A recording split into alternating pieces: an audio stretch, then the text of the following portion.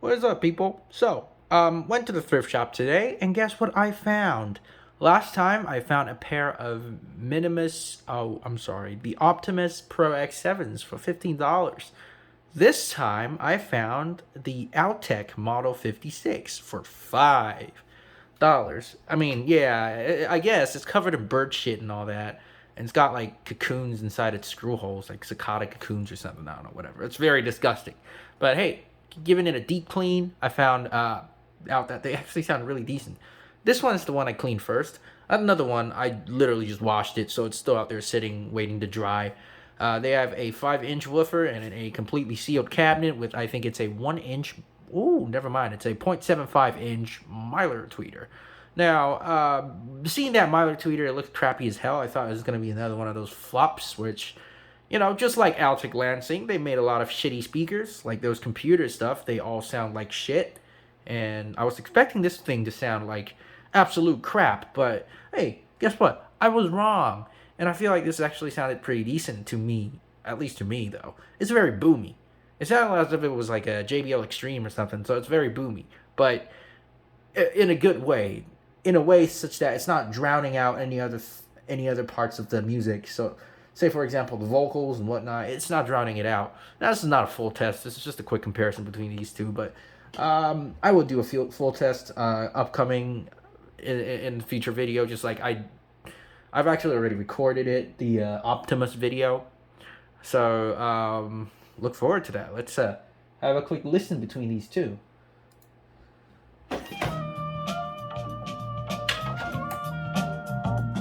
This will be this thing playing right here.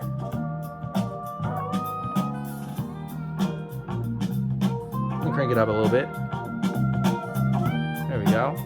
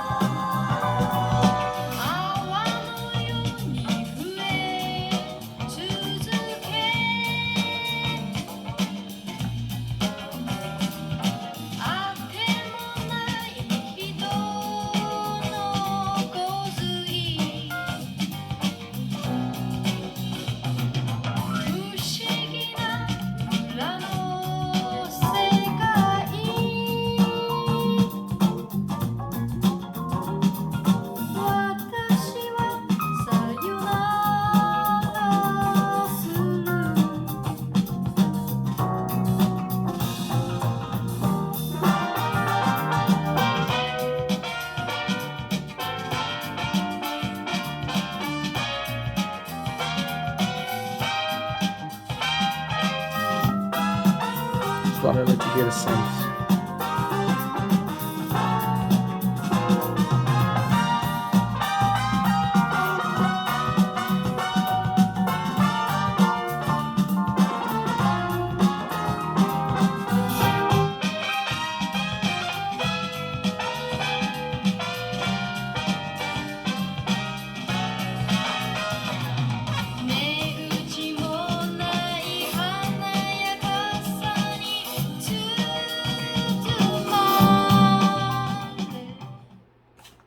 Alright, so that is a quick comparison between one of these two speakers.